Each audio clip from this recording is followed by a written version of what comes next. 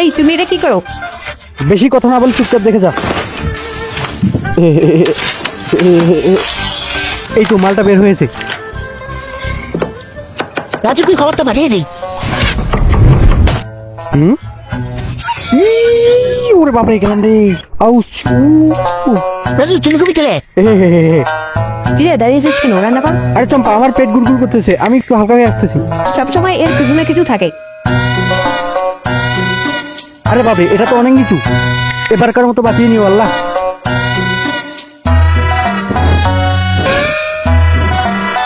Yeah! আরে পাচা, কই গেলি রে? রাজু তোর হাতে আবার এটা কি? এখানে চম্পাকে ধরার ওষুধ আছে।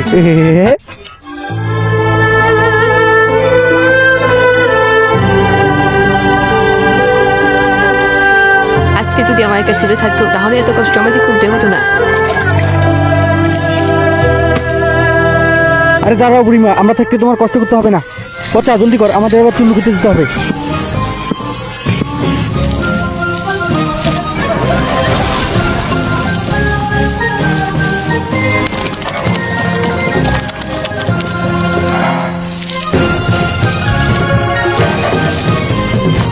এই নাও বুড়িমা তোমার বালতি।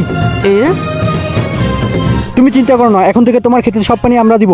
আরাম যাদের দল আমার বালতি ফুটো করে আবার আমাকে সাহায্য করার কথা বলতেছিস।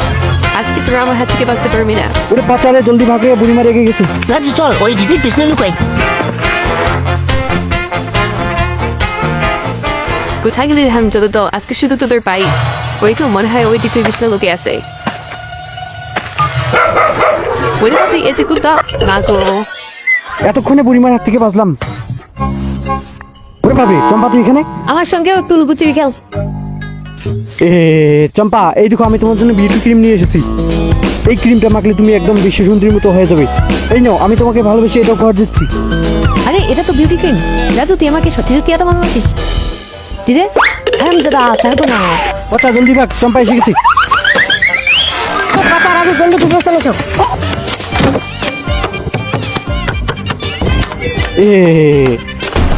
ওরে বাবরে চম্পা চলে এসেছে, ভাগো। চম্পা এদিকে দেখ। এই নি। বাঁচাও। রাজু এই দেখ।